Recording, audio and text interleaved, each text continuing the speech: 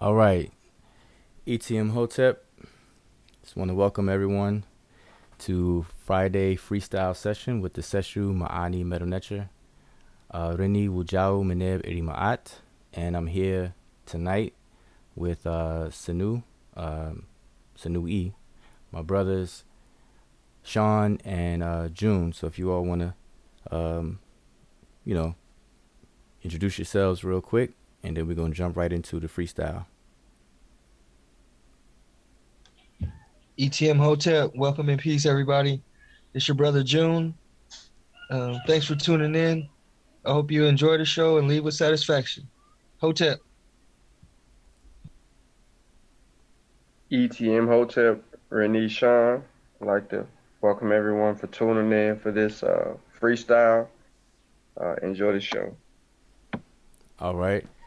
So yeah, maybe some of the other members of the session will join us, but it's late tonight, and we just decided to do a freestyle Friday. We haven't done one in quite a while, and we've been asked, where do we go? What happened? We fell off the face of the earth. The flat earthers, we fell off the edge. But nope, we're still here, and we've been taking some time out to actually put in some work, to get in some work done. And sometimes you have to, go in hibernation a little bit, and lay down some work, and then you come out, present it. So before we get into the freestyle itself, I do want to show everyone the kind of work that has been put in. Hopefully everyone can see on my screen. There's a new book available that's written by our very own Senet Emykhet. So it's authored by Emykhet, Akhu, Kinshaye, Akinyi. And the book is entitled Simplified Sesh Medew Netcher Penmanship, a lesson in Egyptian hieroglyphic writing. Book 1, Monoliterals. So I encourage everyone to get the book. Anyone who's a student of the Sesh Medew Netcher and Rodney Kemet, the language of Egypt, and the writing system, mostly known as Hieroglyphic, definitely this is a must-have book, because it teaches you how to actually pen or scribe the glyphs, starting with the monoliterals. And there are 25 monoliterals. There are 24 individual signs, but there are 25 monoliterals in number. And the difference between the 24 and 25 is that the reed leaf is doubled for what's transliterated as the Y. So, but the reed leaf is the reed leaf. So, some people may say 24, some will say 25, but nevertheless, all of those glyphs are shown in detail on how to actually scribe them using a pen. All right, so there's not carving where you're actually carving in stone or anything like that. This is actually teaching you simplified Sesh Medew Netcher, which Egyptologists will call cursive hieroglyph. So if you're not familiar with it, just take a look at the papyrus of Ani, or any of the papyri of the Books of the Dead.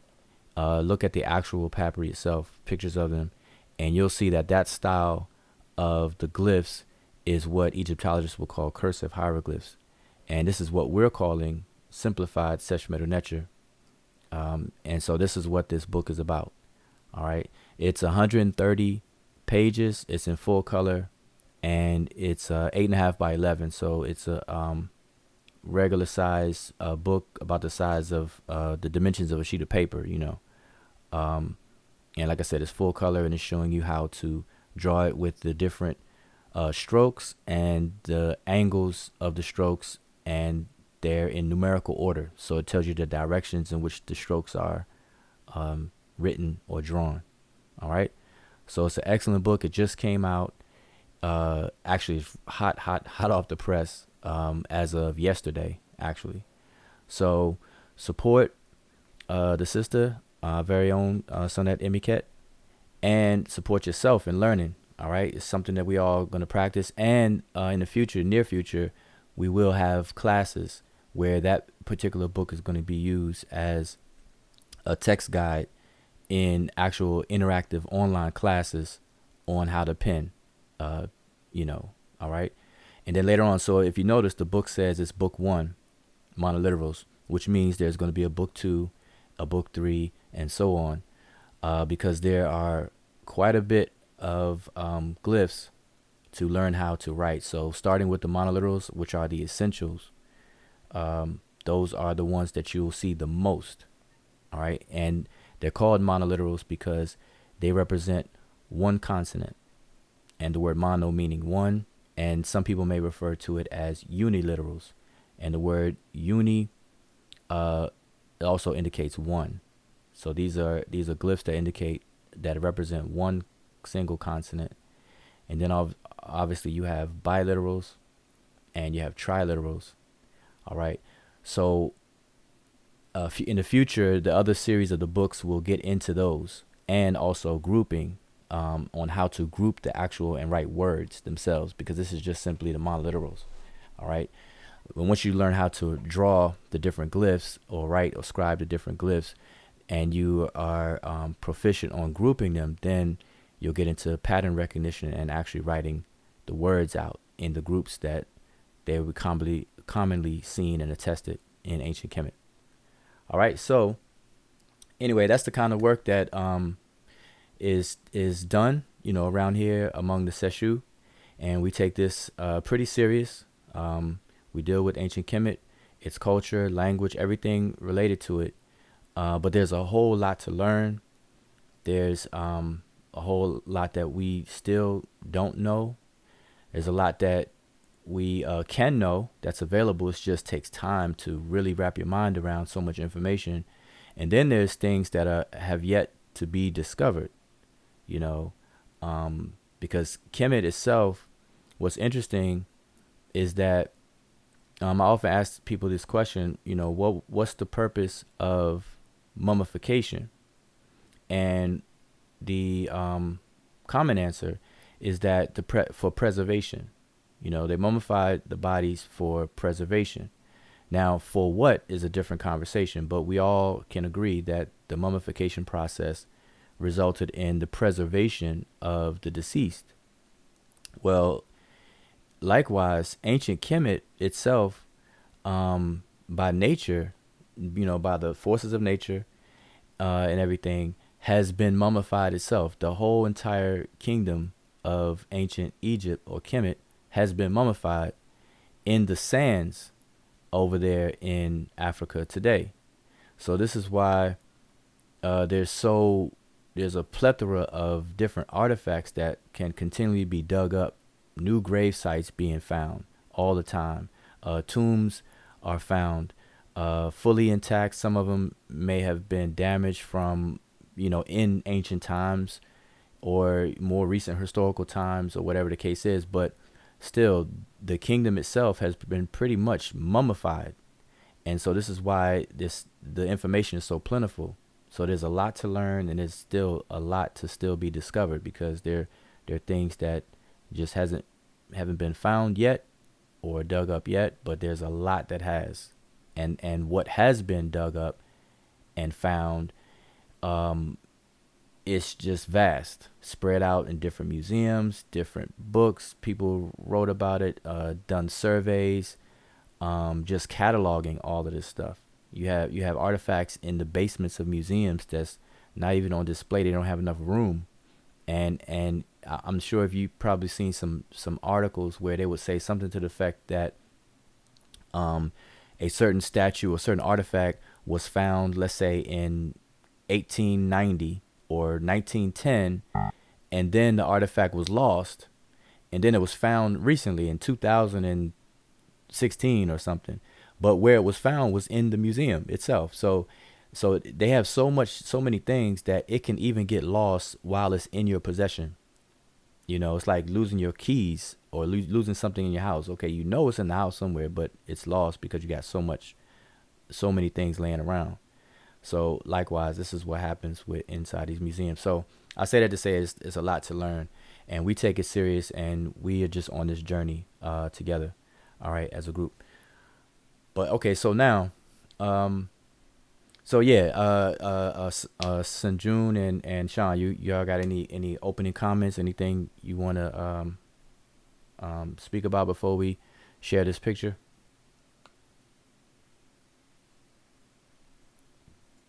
No, I'm good.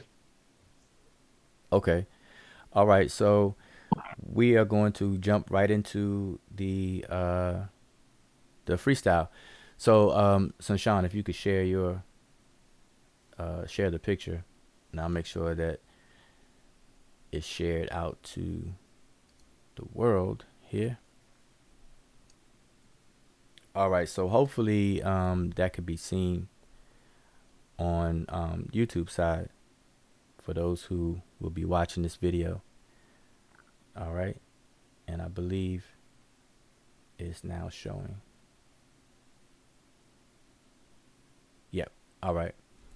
So this is the picture that we're going to deal with for tonight's freestyle. And before we do the freestyle, we always explain what we call the Tep Hesip.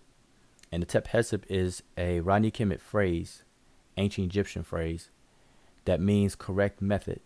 That's one of the meanings, that you can translate that phrase into, correct method. And there is a correct method on how to transliterate and translate these Ni Kemet inscriptions. All right. And it involves 4 steps. So maybe one of you all can run down those 4 steps.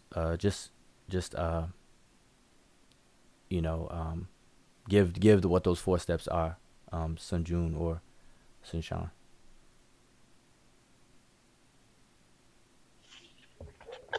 All right. First step would be to figure out which way you're going to read the glyphs. The way we determine this is by the way that animals and other objects are facing. So if you have animals facing to the left, you're going to be reading that left to right. If you have animals and other objects facing to the right, you're going to be reading that right to left. Step 2 is identifying each sign. This is the data collecting step. You're going to go through and identify each sign. A helpful tool is the sign list. You will come away with the Gardner code, transliteration,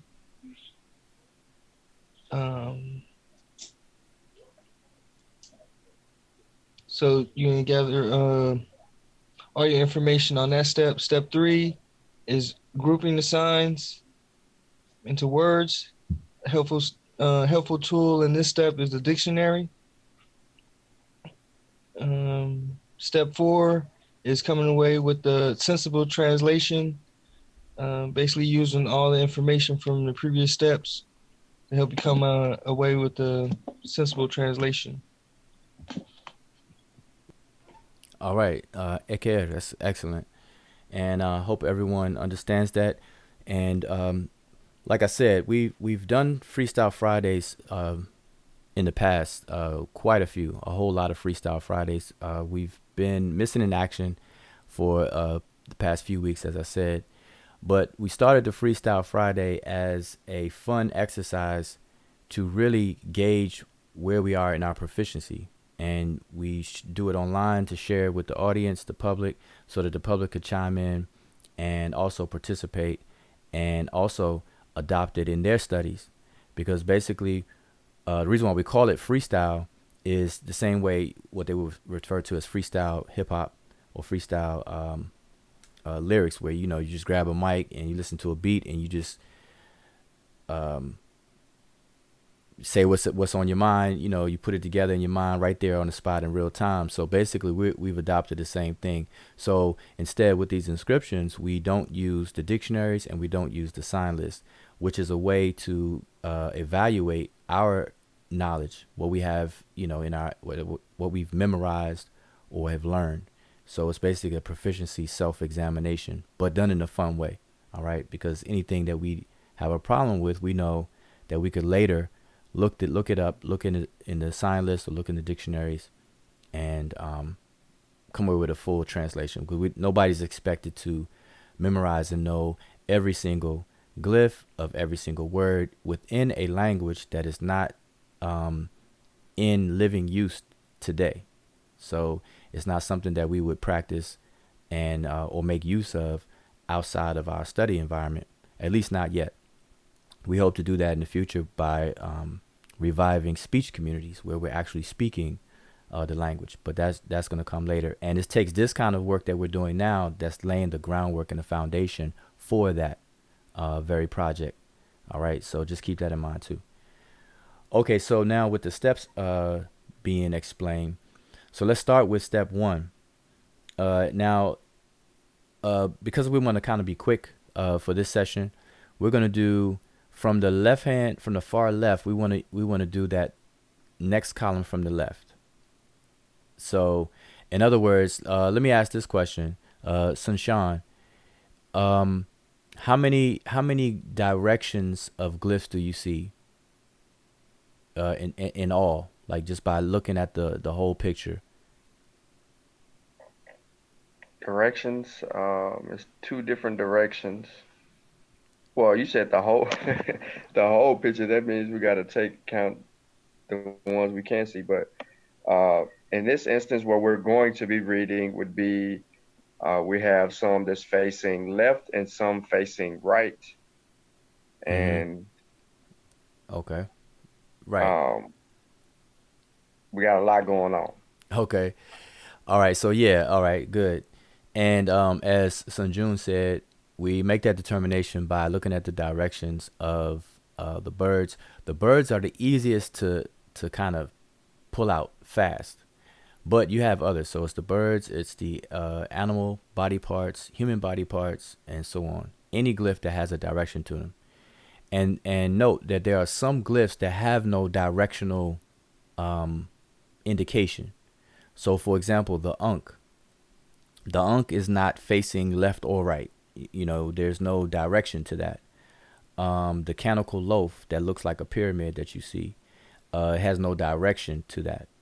All right. The basket, it has no direction to that. So there are some glyphs that won't indicate a direction. So this is why you may hear us say that the birds or the human figures or body parts are the better indicators. All right. And obviously you won't see an inscription that only has glyphs that don't indicate a direction.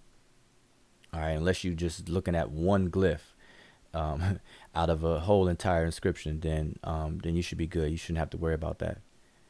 Okay, so the column that I wanted to focus on for our quick session tonight is the second column from the left. Okay, so in step one, what direction are those glyphs facing, and how should we read them? So either one of you all can chime in on that one. You said the second column from the left, Yes. so that would be where the Netcher sign is. Yeah, I think we can see a cursor if you move it. Yeah, yeah, Can you yeah. So you could point out. right here? Yep, that column right Okay. there. Mm-hmm. So we would read from right to left, and June indicated why. We could see here we have a foot, and then the quail chick, and an arm here, and the rabbit. They're facing this way, so we're going to start here to here. Okay. Now, okay, let me correct myself. I'm speaking about the now. If you notice in this particular picture, you have these long vertical lines, and these long vertical lines are separating the columns. Okay, so for example, if you can move your cursor on the first long vertical line, yeah, right there. See that long vertical line coming from there all the way down the picture, and then the next vertical line is over right there. Exactly, it's right there. So I guess what I meant is all within that second column, which includes two columns really. So just want people to be clear on where I am, or what we're going to focus on. So we're going to start there with that falcon on the top. All right, so the falcon is going to be our starting point with that one. Okay, so that's step one. So step one, in this particular instance, we're going to read from right to left because we're going to read as though we're having a conversation with these glyphs. All right, and by the way, the individual glyphs in the language are called teat. All right, it's the word for image or glyph. It's similar to the word tut, as in the king Tutankhamun, and the word tut means image, the living image of Amen, which most people know as King Tutankhamun. So these individual glyphs are called teat. So sometimes you'll hear us say teat, and so we try to use the indigenous words more so. But some people may not be familiar with them, so we want to start to introduce them and then start use them on a consistent basis. All right, so let's start at the top. So now we're going to go to step two. Step two is to identify individual glyphs. So within that column, besides the monoliterals, maybe we can identify 3 or 4 glyphs in there outside of the monoliterals. So if one of you all can just identify maybe 3 glyphs within there. I'll go. We have the And use D sign your next to the cursor. Ankh, Make sure you use your cursor. Yeah, there you go. So everyone can see it. All right. and then the Jet, and then the Wasp. Okay. All right. Excellent. Okay, so now there's more, but for the sake of time, we only want to identify a few. Now, normally in step 2, what you will have to do is to identify every individual glyph on their own. So all the glyphs in isolation, you want to identify them. And you would use the sign list for this purpose for all the glyphs that you haven't memorized on your own. So this is where the more you memorize, obviously, the less time it will take and the more efficient you would be. All right. So that's step 2. And also in step 2, as Sunjun said, that's the data collecting step where you would identify the glyph, you would get its Gardner code, you would get how it's possibly transliterated. All right. So that will be all in step 2. Okay, so now we're going to go to step 3. Step 3 is to do pattern recognition, which means to start to identify groups of signs now, what we will call words. And there's 2 things that help us to group these signs together. One is the fact within the language that most Rodney Kemet words had 2 or 3 consonants. All right, in terms of the glyphs that are represented. And remember, the writing system, Sesh Medew Netcher, it has no documentation of vowels. So the vowels are there in the language, but not in the documentation of the writing system. So when we say most Rodney Kemet words were either 2 or 3 consonants, we don't mean that it only had 2 or 3 characters or within the sound. Of course, there were vowels there. All right. So that's 1. And then 2 is the knowledge of determinatives. All right. Determinatives are signs that are not transliterated and are not pronounced, but they come at the end of words with a very few exceptions. And so therefore they will indicate where one word stops and another word can potentially begin. So those are the 2 helpful hints. So on step 3, so maybe 3 words. Actually, Sean, you kind of already did that, but maybe go over 2 or 3 more words that you can identify from that column.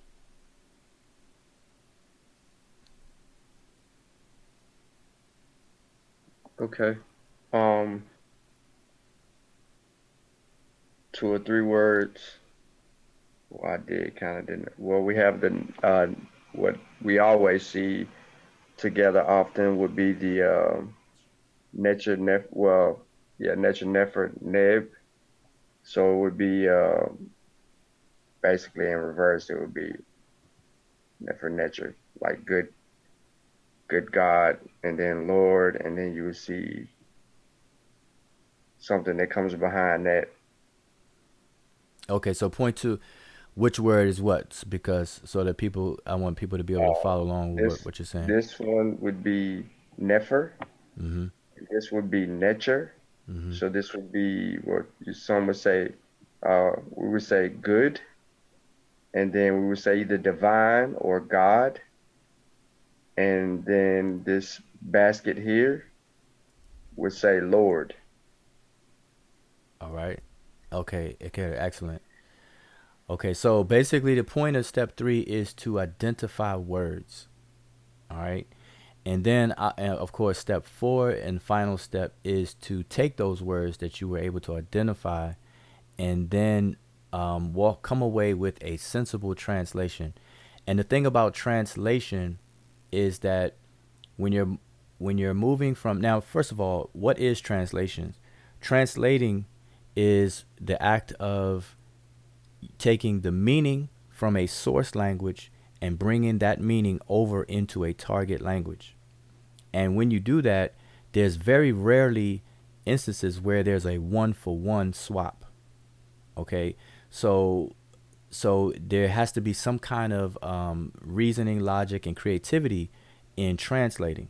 All right, so sometimes one single word in one language may have to be translated as a phrase, and sometimes a whole sentence in the target language. Like for example, in Kiswahili, there's a word nitasema, which I believe it means I will speak, if I'm not mistaken. Forgive me if I'm wrong about You, that. yeah, you right. Nisa Sima. Yeah, nitasema. Okay, and so that's one word in Swahili. It's one word. When you write it out, it's just one word. But in English, notice that it's a whole sentence. I will speak. You know, which is three words in English. So just keep that in mind. Everyone should be aware of that. All right. So there's very rarely will you have a one for one swap.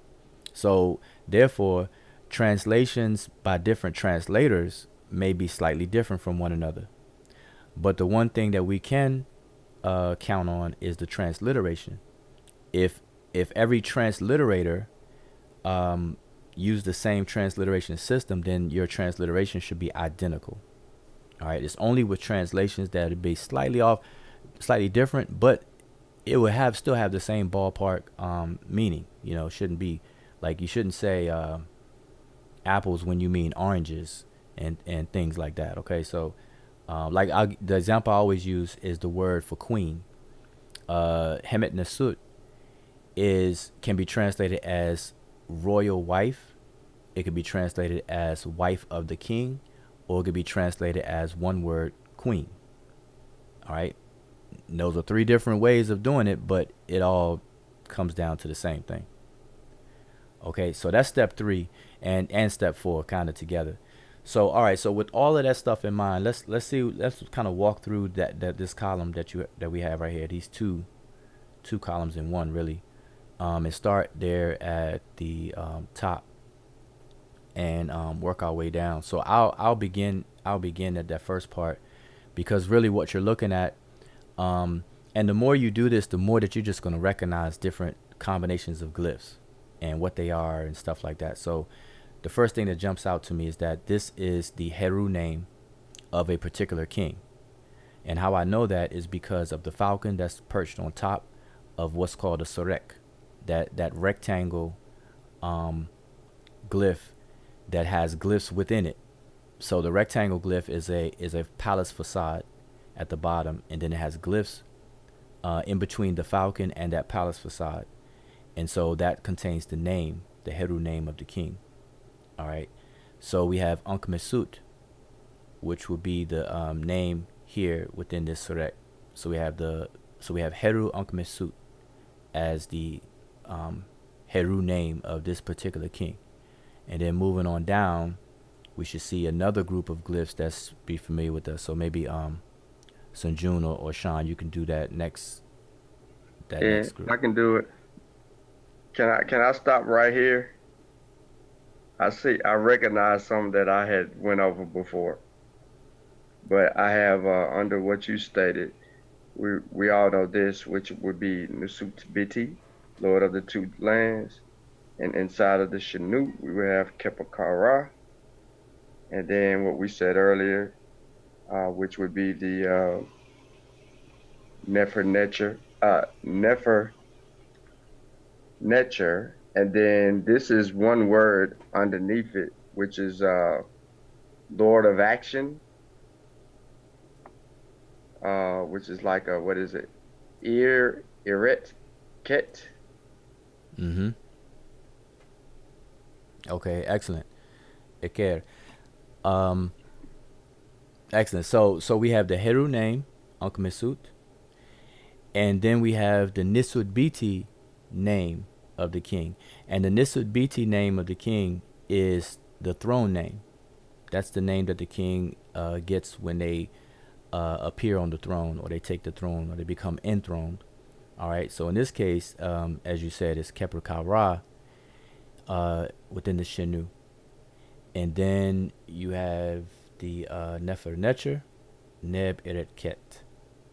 So um, now what Nefer Netcher, Nefer usually translated as beautiful, good, and Netcher is usually translated as God by most people.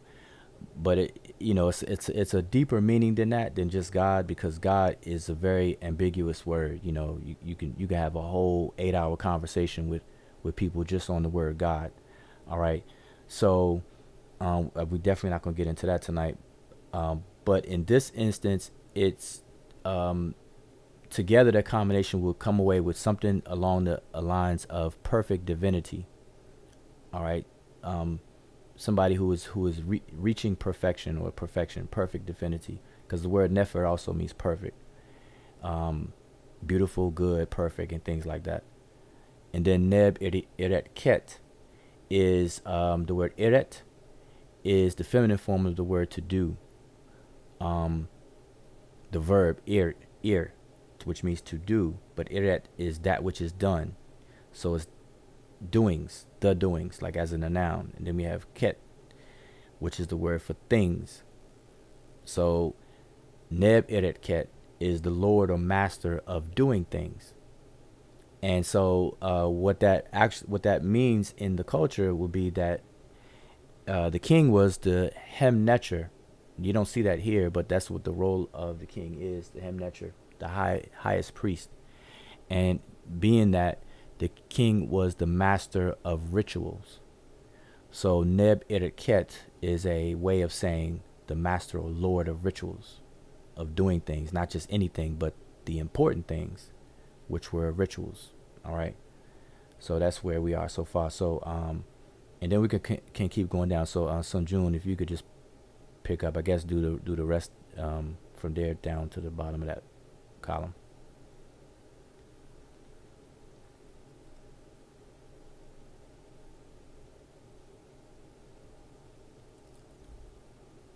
Sun June still there? Yeah. What's up? Yeah, I'm not sure if you're able to chime in, but we're at the we stopped at Neb Eret Ket, right where Sean's cursor is. Okay.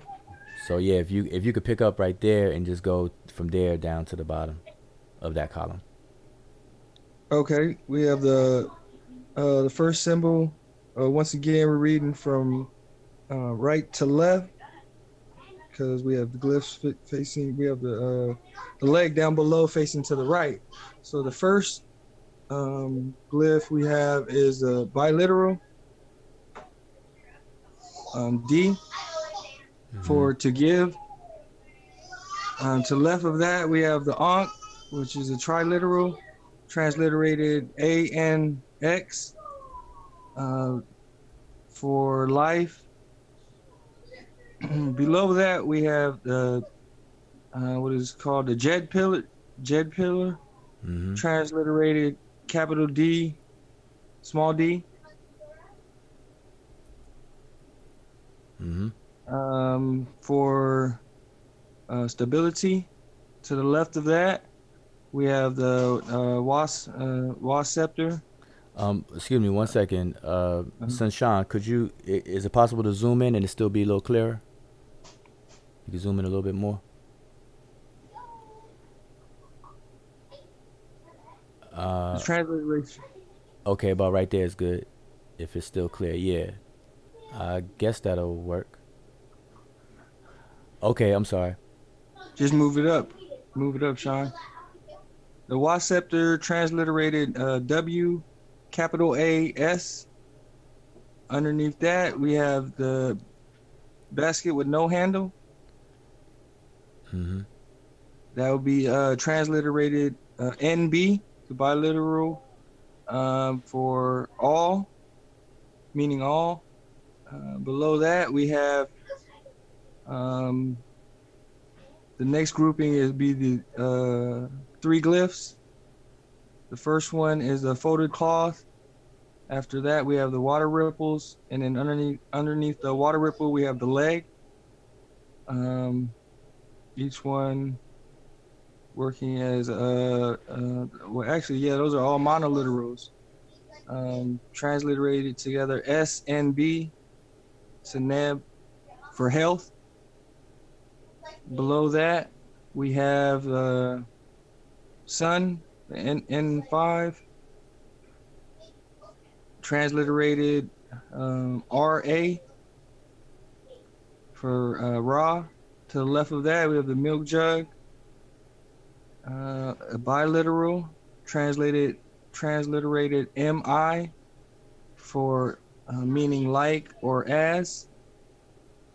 So for those signs, we have um, gives life, stability, dominion, all dominion, and health like Ra. All right, excellent. So that's it. Um, if you could zoom back out a little bit, Sean, so we could see the whole column again. So yeah, that's pretty much it. And we don't, for the sake of time, we only wanted to kind of focus on one of the columns there, and to go over the steps again. So again, this is like in terms of those who've been watching our Freestyle Fridays, this will be like a review. But pretty much all of our Freestyle Fridays have been the same way. We'll discuss the Tep Hesab, the correct method. Excuse me, the correct method of transliterating and translating, and then we will go and we will have a picture as you see on the screen, and then walk our way through it, just like what we've just done. All right. So I'm trying to look at the chat to see if anybody is currently tuned in to us, because like I said, I know it's late and we haven't been doing the Freestyle Friday in a while. So I want to say dua to those who are tuned in. You all probably got the notification and came in and coming and checking us out. So I'm looking at the chat now. So if anybody has any questions or any comments that I can quickly see, and so we'll stay on for a little bit and address those.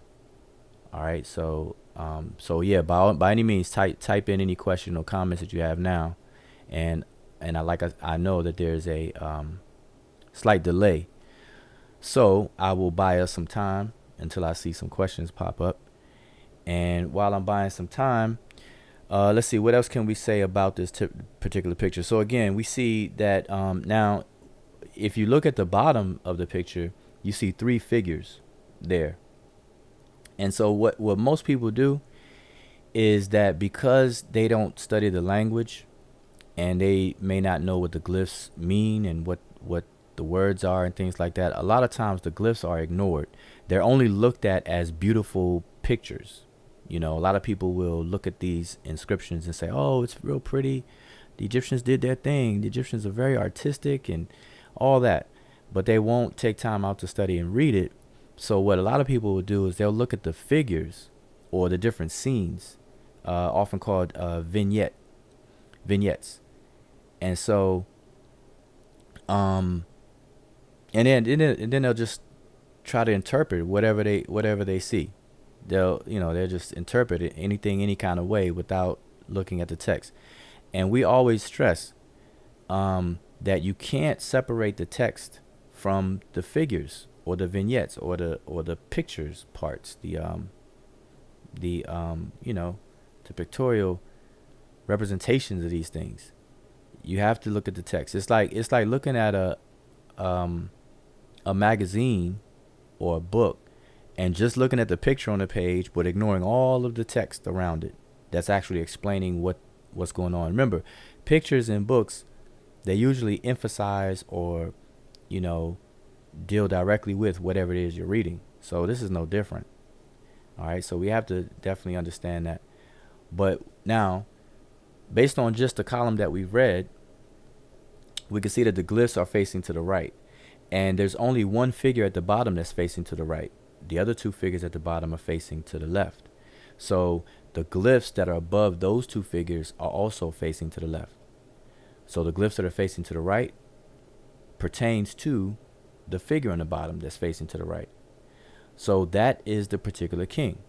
So we have Ankh-Mesut, Nisut Biti, Keper Ra. All right, this particular king.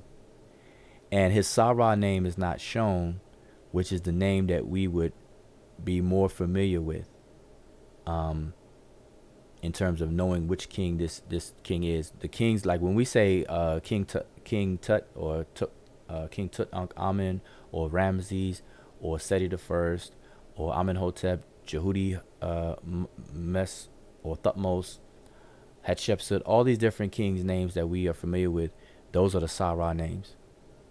And so when we start talking about the other names, a lot of people will not be familiar with them.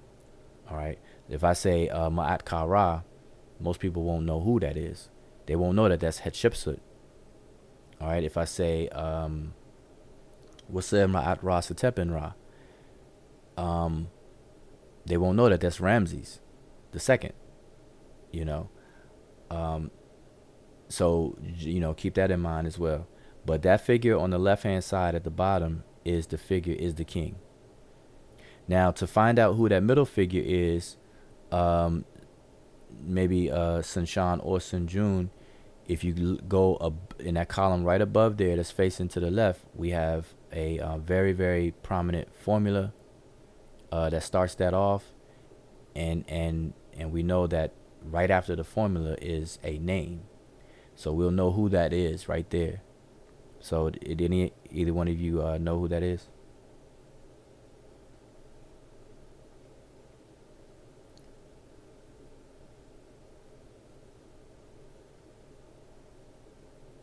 Okay, so we have it starts off with Jed Medu In, which means words spoken by, and then there's a name after that, and the name is Menchu, and most people will know the I name. was pronouncing it wrong in my head. Oh, okay. Yeah, most people will pronounce it Montu, but it's Men and then Chu. But it's when you see it spelled out, it'll be Montu, and he's the Lord of Waset, Neb Waset, right up under there. All right, and of all of the Netcheru. So that particular column is Jed Medu In, Menchu, Neb Waset, Ni, Netcheru Neb. Okay, which means words spoken by the deity Menchu, Lord of or Master of Waset, of all the gods. All right, and then it goes on.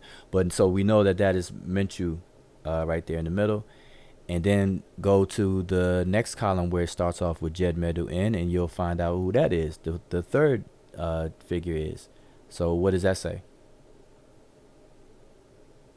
That's words, of course. That's words spoken by Amen Ra. Okay, there you go.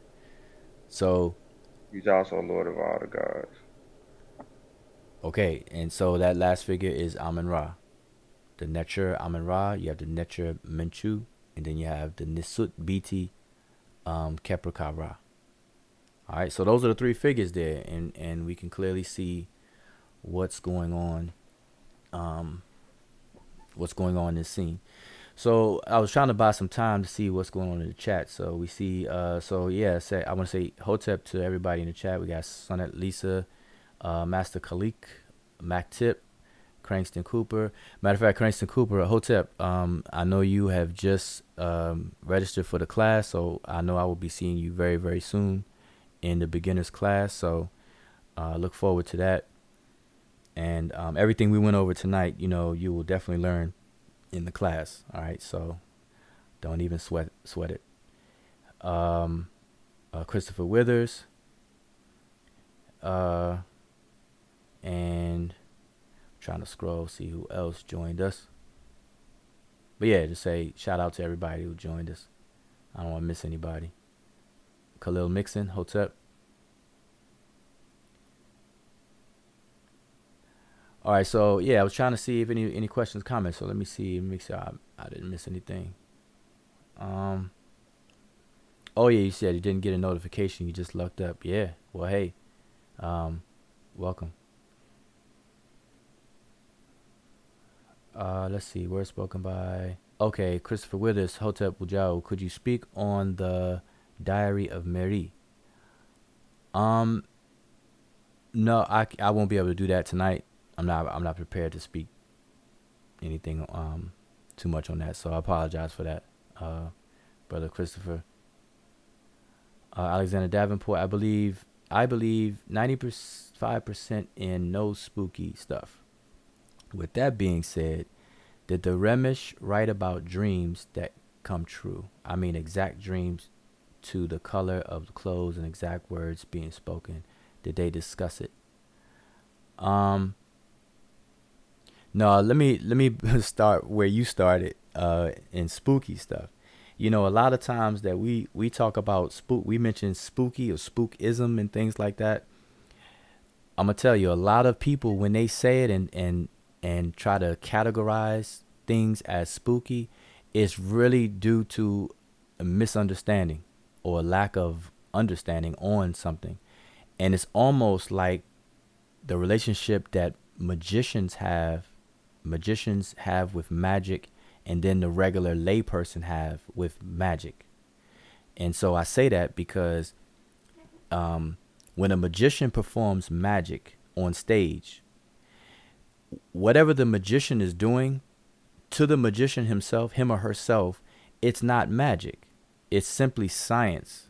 And they know what they're doing. They know how they're doing it. They prepare, they practice, they got all the contraptions that they need to perform the trick or the tricks or the illusions and whatnot. But to the audience who don't know how it's done, don't know anything from anything, they go to be entertained and they're wowed by it, by the fact that they don't know. So a person who goes to a magician's show is really there to be happy about their ignorance. And from a magician's point of view, a magician relies on the ignorance of the audience in order to be successful, because your whole point is to fool people, to create the illusion and things. So the reason why I bring that up is because a lot of people, when they talk about spooky stuff, some stuff is not really spooky when you gain an understanding of it and the science behind things. People call it spooky because they don't understand it, just like people will call something magic only because they don't know how it's done. But to a magician, it's science. All right, so without going on a tangent, I just want to say that because some spooky stuff and quote unquote spooky stuff is not really spooky. But anyway, but to answer your question now, dreams and stuff, there are what's being called dream text. One popular one is the Dream Stella, which is the one that's associated with the Sphinx in Kemet. That's in the front of the paws, or near the paws, or was near the paws in the temple, right in front of the Sphinx in Kemet. It's called the Dream Stella. So take some time out, if you're not familiar with that, look that up, the Dream Stella, and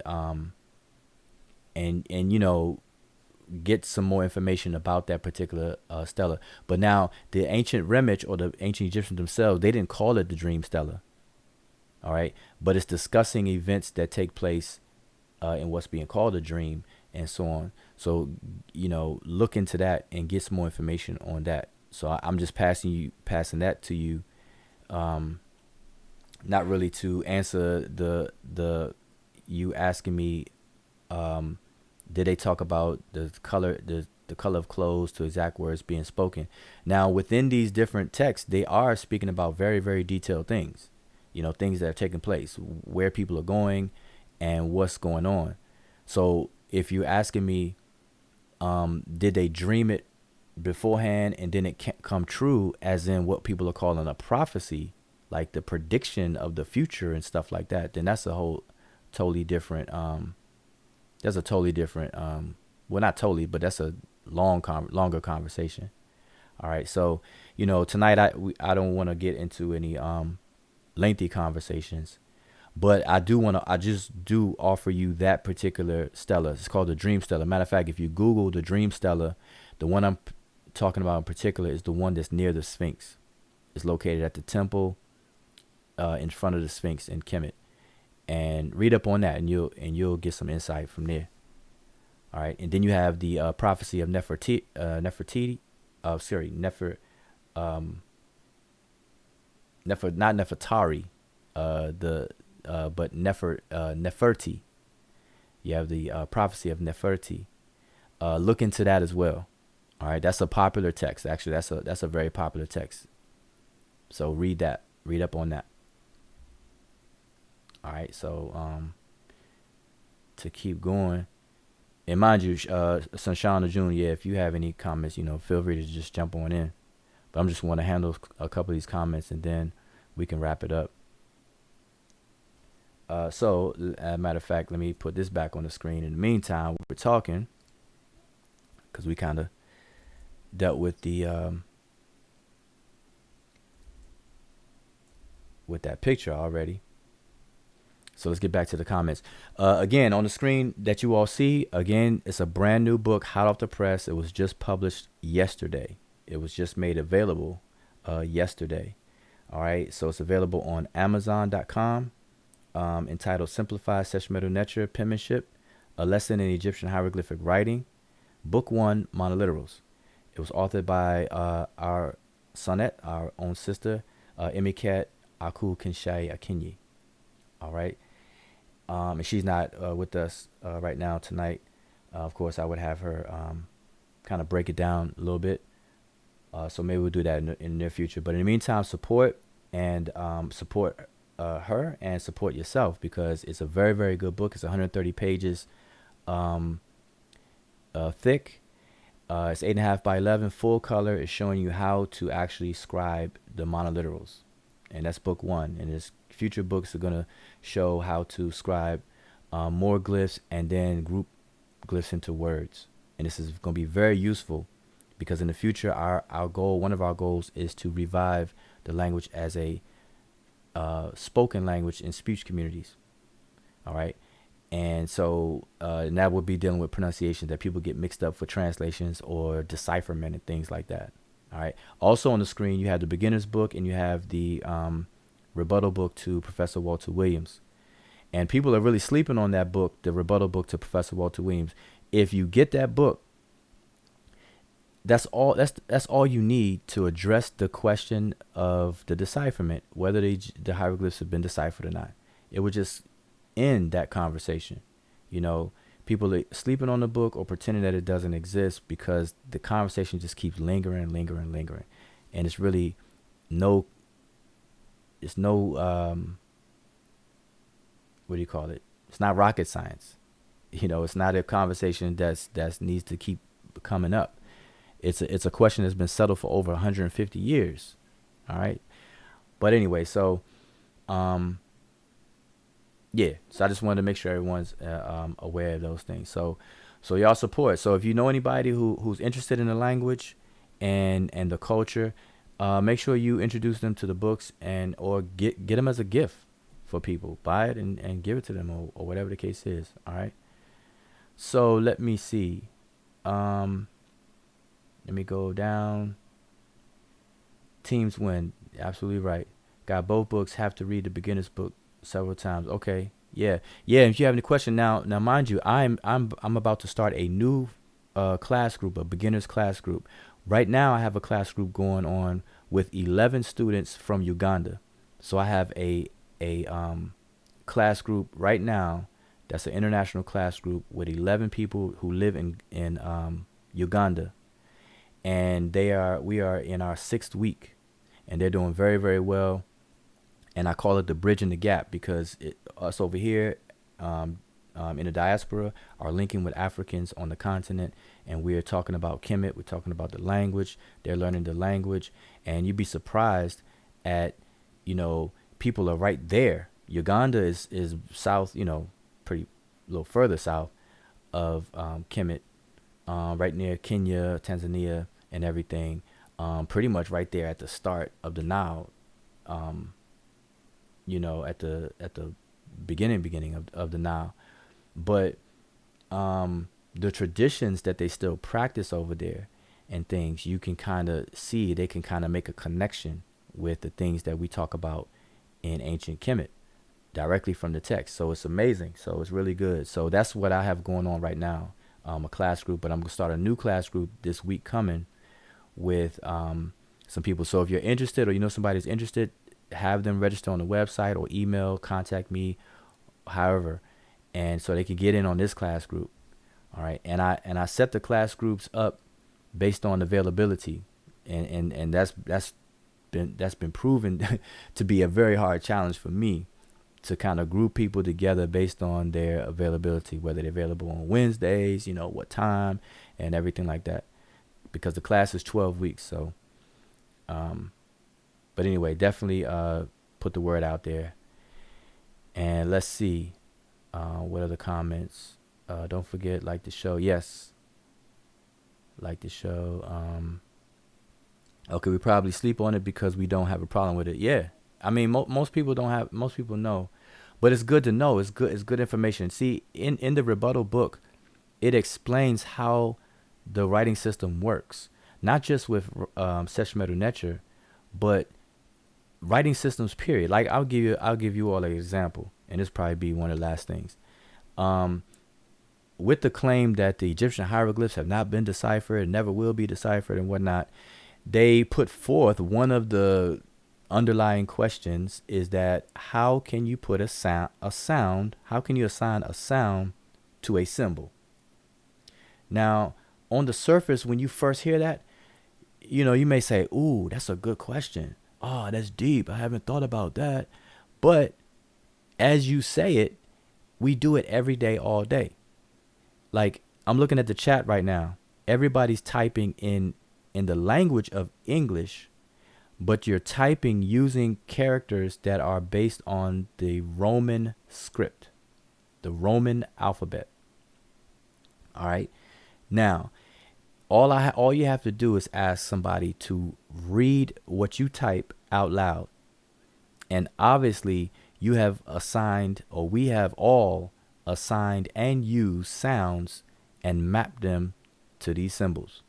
So the letter A, the character A, the symbol A, whether it's uppercase or lowercase, it's a symbol. We call it a character, we call it a symbol, we call it a letter or whatever, but it's still a symbol. Technically, we call it a graph. But no one, that's in, among linguists, a graph. But that's a symbol, the letter A. The letter A has three possible sounds in English. A, and A. A, A. A, A. Those are three different vowels. But we assign those three sounds to that one character. So why is it that we can do it in English all day, every day, but yet somebody has the audacity to ask the question of Africans, how can you assign a sound to a symbol? You see, that's very, very ridiculous, to kind of have that thinking pattern. So that's one of the things that we address in the book, and it's just something that's just real just common, that will just pretty much shut that claim down. And you shut that down, it shut down a lot of the other claims. But anyway, definitely get the book. All right, so in the Hotep D Nasut, this is from Master Khalik. In the Hotep D Nasut, what is meant by these deities spoke, such as Osar and the other Netcheru? Well, in the Hotep D Nasut, we don't usually see that somebody speaks. So I'm not sure if you mean the Hotep D Nasut, but in the formula when we say Jed Medu in, That's the formula for speaking. So Jed Medew In is words spoken by. In the Hotep D Nasut, it's an offering that the king gives. An offering in which the king gives is what the phrase means. Hotep D Nasut. And then like the one that we normally recite, Hotep D Nasut, Wasir Neb Jedu, Netcher Ad Neb Abju. So it's usually the king that is giving this particular offering on behalf to the various different deities of the whole, the whole formula or the whole offering itself. So sometimes you'll have one deity or more than one, but they usually don't have a speak. It's what they give. Okay, you said, yeah, that's what you meant. The Jed Medew In. Yeah, words spoken by. It means that these different deities are speaking. Now, if you're asking me, are the deities actually talking, like literally talking, as if the deities have vocal cords and voice boxes and they're actually human, sentient human beings with flesh and blood and things like that, then the answer is no. No, it's not literal at all. These deities do not speak literally. And so to really understand that, this is where you have to really understand. Matter of fact, let me share this on my screen. This is something that we talk about, or we've talked about in the past before, that when we're dealing with the different deities around in all of the indigenous cultures, a lot of these different deities are not what people will think they are on the surface. All right. But like I said, that's a whole nother long conversation. But the gist of it is that these deities are number one, they're not aliens. They're not sentient human beings who walked the earth, lived, had children, and all this other kind of stuff. These deities or gods are, in one part out of many, are categorical labels for a group of like phenomena, whether that phenomenon take place out in the cosmos, on the planet, in nature, in the society as a societal level, or in your person in the individual level. Okay, and what it is it's a way to categorize things. So just to give you an example, if I give you an example, if I say a lion, and I say a panther, I say a cheetah, I say a jaguar, I say a leopard, and I'll say a domestic house cat. All of those animals have their own individual components and descriptions and things like that. But collectively, we can group them together under a label called feline. So the word feline, Feline, feline, becomes the categorical label, the top label for that variety of individualities. But there's something externally familiar or similar with all of those that we can do that. Okay, a lion is not a house cat. A lion is not a leopard. But yet collectively they have some similarities externally that we can recognize, that we can group them together and call them all felines. Just like we can call all dogs and the variety of dogs or canines. Okay, so all the lions and what I mentioned are cats, and all the dogs that I could mention will be dogs, or we call them felines and canines. So these labels become categorical labels. So anyway, the deities, the various different deities in different cultures become that for them. They become categorical labels of things that are very, very important to the community. And so this is where you get the word divine or divinity, that which is important. This is why the symbol for divinity is something that is hanging up high, usually a totem, or usually what's called a standard. This is why in ancient Kemet, in pre-dynastic times leading into the dynasties, you had the totem, or the standard was a stick that had a protrusion out of it and a statue or something sitting on top of it, usually a falcon. And that was the first symbol of the word Netcher, before it was the stick with the cloth on it that we would call a flag. All right. So just remember that it was something that was held up high, something that was very important to the people, whatever. That's what divine or divinity is, you know. So that's what these things are. So they don't speak. All right, these are figurative ways of conveying information. And in order to understand that, what I have on the screen is our curriculum, right?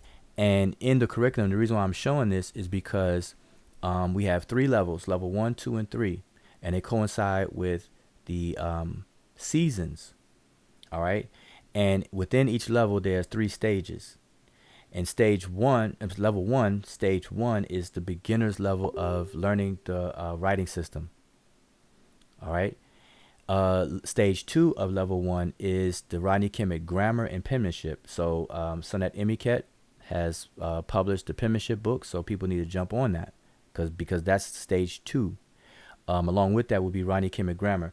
And I think Christopher, I saw your question. Do I have level 2 classes in the making? And the answer is yes to you. But I'm going to be finishing the grammar textbook first. I have to do that first. So I don't anticipate having classes until the beginning of next year. All right. So be on the lookout for that. All right. And so that will be Hieroglyphic grammar when I start the classes and publish the book. That will be all of stage 2, the grammar and the penmanship. And then stage 3, there are going to be beginners classes in historical comparative linguistics, which gives a general insight into how languages works, period, and the diachronic analysis that's called historical comparative linguistics. Okay, that's all level 1. And I'm saying this to get to level 2. Level 2 is where you see at stage 3 of level 2 is where I have recovering the realities behind the figurative speech. So to the question, when you were asking Jed Medu in, do these deities speak? That's a figurative way of conveying information. And to learn the realities behind that, that's not until stage 3 of level 2, because you have to have some prerequisite knowledge before we start to really have a discussion on that. Because I can mention some things right now and it can easily be taken the wrong way. You know, it kind of ties into what the other brother said before about spookism and things like that. So it takes some time to explain some things. So I'm going to give one example that I gave at this event that we just recently had. All right. So let's take the deity Heru, the Netcher Heru, the falcon deity Heru, or Horus, as a lot of people would refer to it as. Now, like I said, Heru is not an alien, didn't come from another planet or anything, didn't come here, do his thing, and then leave on a spaceship to come back later on and stuff like that. Heru is not Jesus Christ, the Messiah, or anything like that. And there's no human being that ever walked around the earth that had a human body and a falcon head. All right. All of this is figurative, but there's a reality behind it that the people knew. They knew both. All right. The reality and the figurative way of documenting it. But anyway, Heru, just as an example, and I'm going to be brief. Heru is a deity that represents the aspect of being that deals with the ability to coordinate things, the ability to take components of something and coordinate them together and make them work together for the whole. Okay, so it's the ability to coordinate. All right, so it would govern coordination, it would govern management. When we think of a manager, what does a manager do? A manager takes a manager of a job takes several different employees and make sure that they work together, make sure that they're doing their job, make sure that their job is compatible with each other, and they're producing everything for the whole. So you got management, coordinator, or manager, coordinator, management, coordination. What else? Administration. What does an administrator do? Same thing. An administrator administrates things. They make sure everything is flowing nicely, everything is documented, the whole nine. All right. So to make a long story short, Heru, it governs all of those attributes and phenomena and activities. And so what is Heru? So Heru is the deity, that the patron deity of kingship. Because to be a king, you got to have these abilities to coordinate all of your advisors, all of the governors. They call them chati in the language. All of the governors of the different nomes known as sapat. They had to be able to coordinate everything. The king was the head priest, the highest priest, the lord of ritual. The king was the one who brought everything together, made sure the kingdom ran smooth. So he had to have the ability to coordinate all these different people, administer everything, all these kinds of things. So Heru is the patron deity of kingship, the institution of kingship. So this is why the king is always identified with Heru. All right. And then Heru's father in the myth would be the king or the ruler of the Duat, or the underworld, or the dead, as they say. He's the foremost of the Westerners, which is a metaphor for the deceased.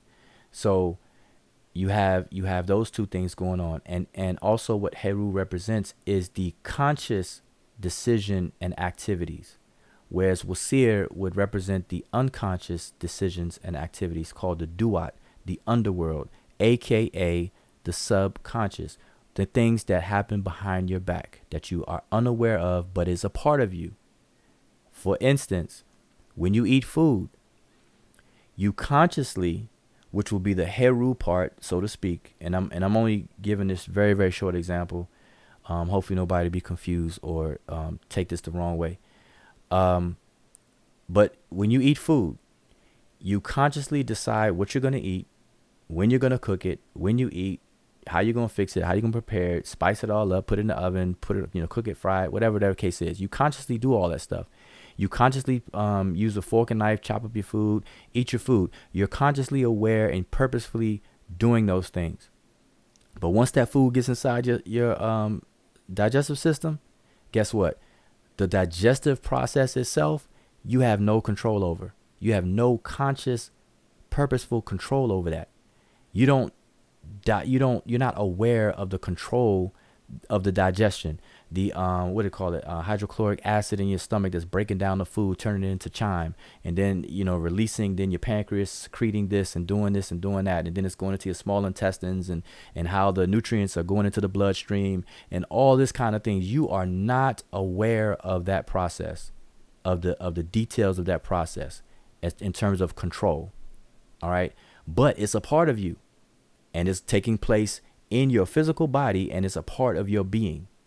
Okay, so in my analogy, in my explanation, Wasir, Osiris, Osar would be the patron god or deity over those activities, the underworld, the Amduat, the subconscious, things that happen behind your back, but it is a part of you and it's very real. So Heru part of you would be making those decisions, coordinating the food, cooking the food, deciding on what to eat. Hopefully it's healthy and all this and that. And then once that digestive start, boom, Wasir takes over. Everything that takes place behind your back, the deity of the deceased or the underworld, the god of the underworld.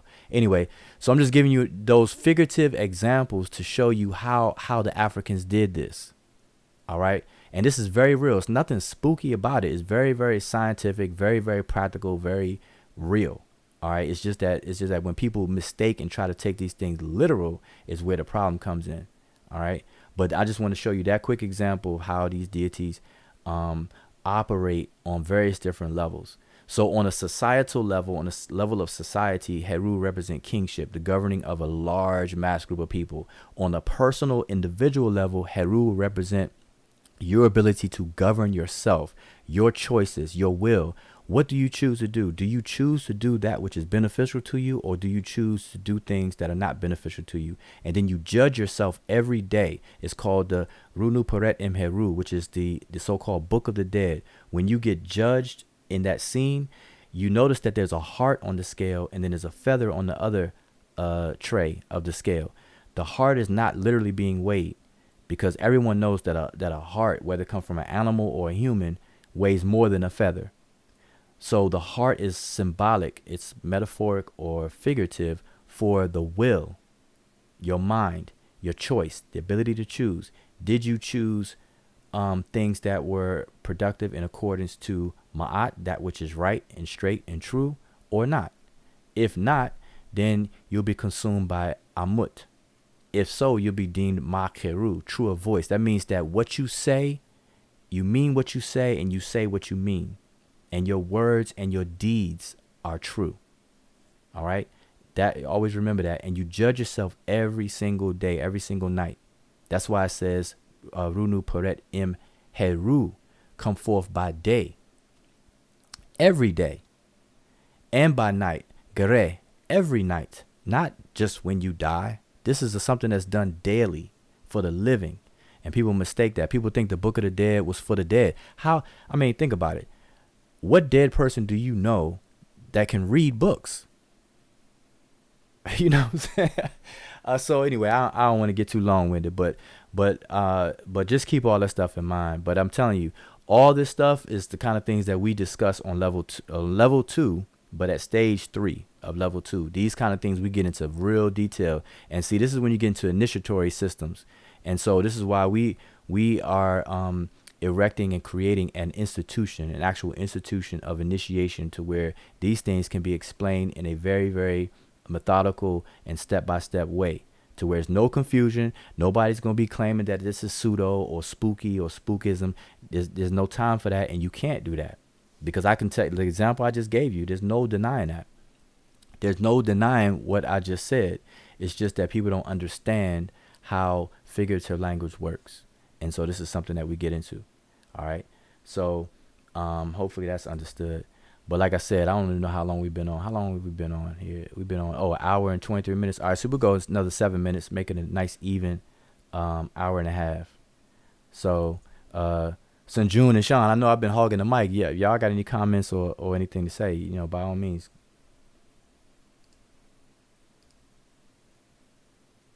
Nope, I'm enjoying what you're saying. Okay, yeah, because I look, if I was a basketball player, boy, people would get mad. I hog the ball. They say, "Oh, pass the rock," and I'd be like, "What? Shoot," But yeah. See, that's a very, very long conversation to talk about when we start getting to those kinds of conversations. All right. But I will say this: Mm-hmm. we have the host. I mean, we have our special guest snuck in on us. Oh, we do. Oh, okay. All right. Yeah.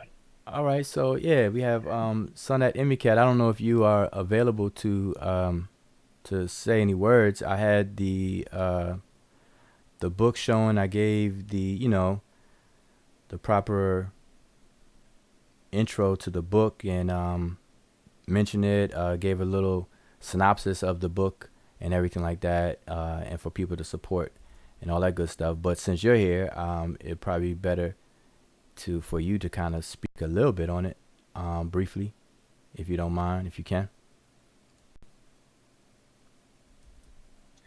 Hotep, no, no, I definitely don't mind. Talking a little bit about the book.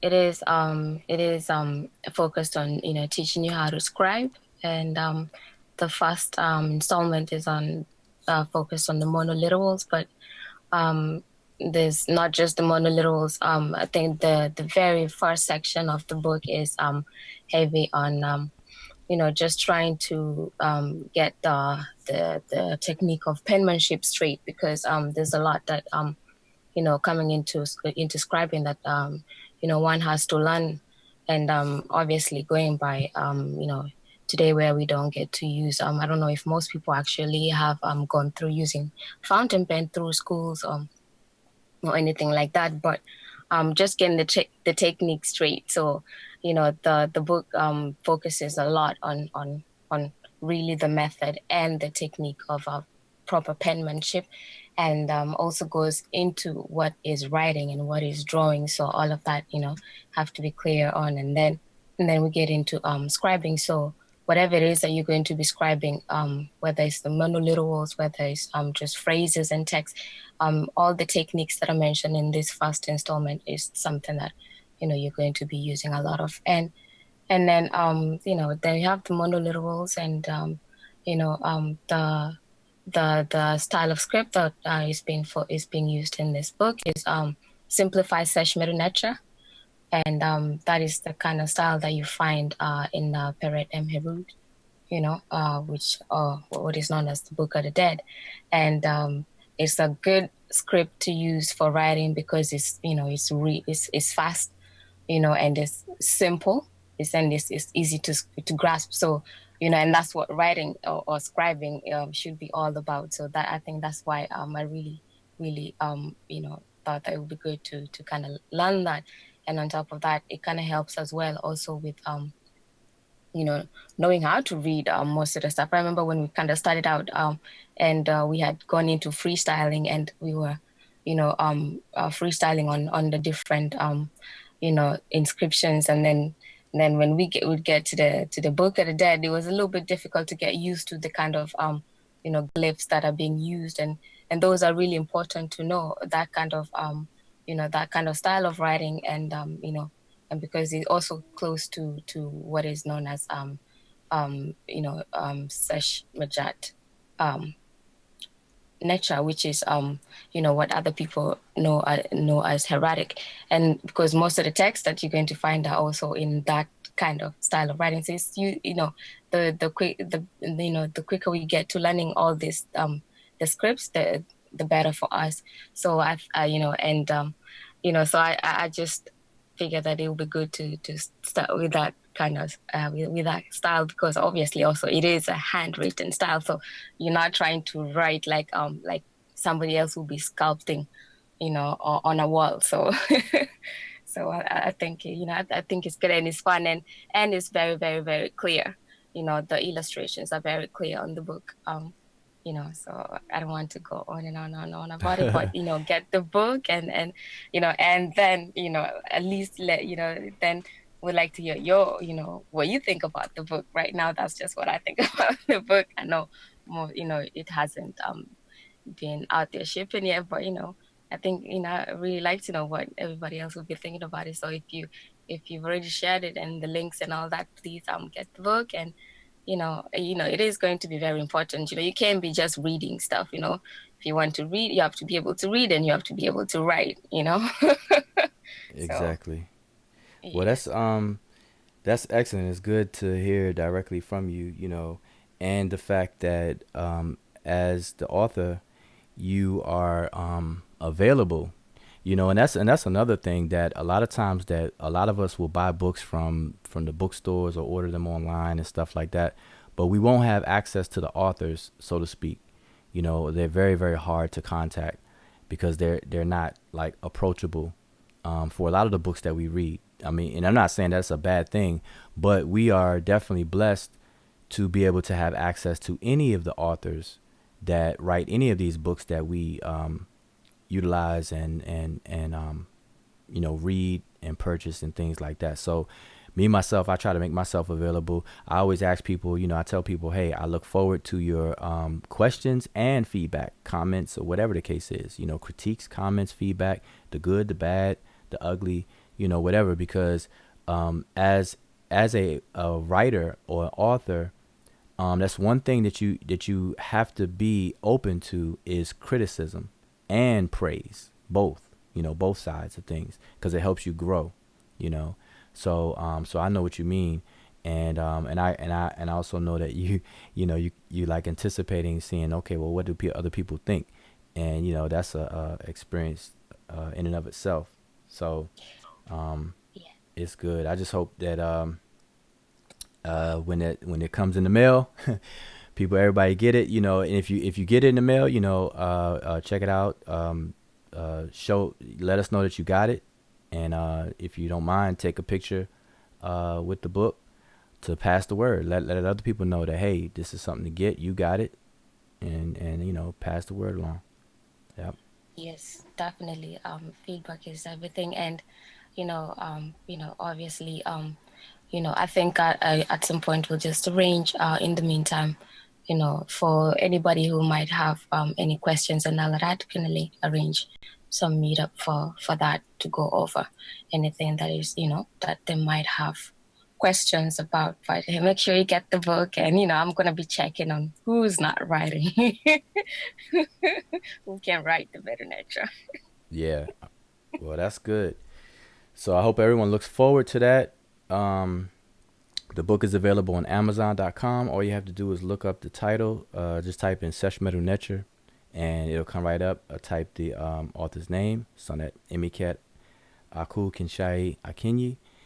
Pretty much any one of those, it'll pop up, and yeah, and get it. Just get it. It'll come fast. If you got Amazon Prime, obviously order on Amazon, you get it in 2 days. Very, very quick. So anyway, it's available now, and so we kind of started off with that, and so it's good to end with that. And I'm looking at the chat, so I hope everyone thank Dua for everyone tuning in. And I know we kind of jumped out there out the clear blue. We didn't forewarn anybody that we were going to have a Freestyle Friday. So I'm actually surprised that people are actually in real time hanging with us, and it's late on Eastern Standard Time. It's almost 1 o'clock in the morning. So I definitely appreciate for those who are watching. Make sure you subscribe and pass the word for people to subscribe. Click the like button. Leave some comments if I didn't get a chance to address anything that you were saying or asking, or even if you have suggestions. All right, join our Facebook group because we talk about this stuff all the time. So like I said, the thing that I was talking about, because who asked that question? I think Master Khalik asked that question about Jed Medew N. And see it's questions like that sparks a whole conversation, and we can have a whole several hour conversation just based on that, because like I said, Jed Medew N literally is words spoken by. But if these deities are not sentient human beings, then they're not really speaking literally. So what's really going on? And so that takes a whole long conversation to really, really understand all of that, because it ties into a whole bunch of other things.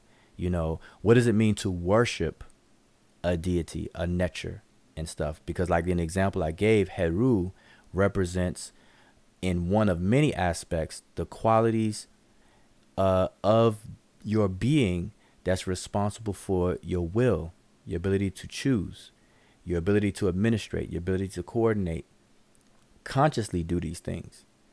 And so for you to worship Heru is the same as for you to cultivate those abilities in you.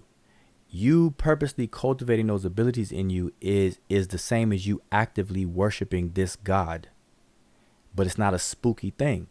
It's simply you cultivating that ability or these things within yourself. And I can take any of the deities and do the same thing, like Het Heru, for example. And I'm just gonna say this one. It's the last thing, and then we're gonna get off here. Het Heru has Heru in it, in the name, Het or Hut Heru, the enclosure or the palace or the domain of Heru.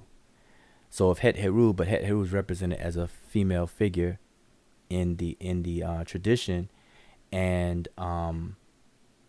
so Het Heru would represent, there's certain attributes that are given towards Het Heru, and you can find out these attributes through the myth, which are a collection of narratives that are figuratively written.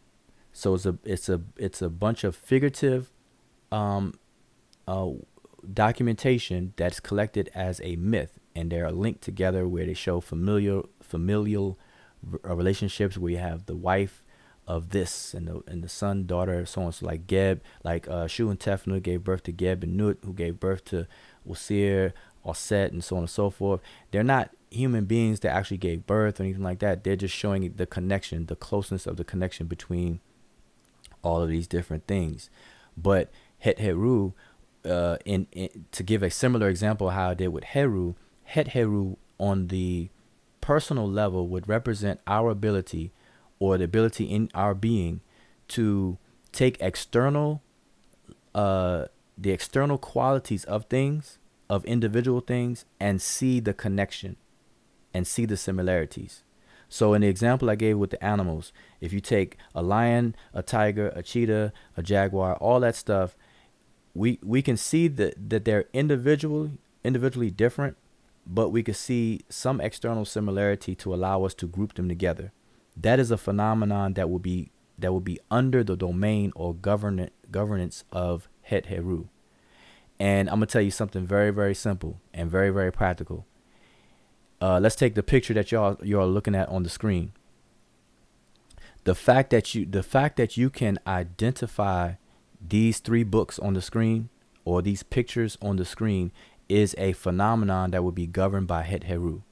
Because as I said, Het Heru represents, among many things now, the ability to take external things and see the similarities.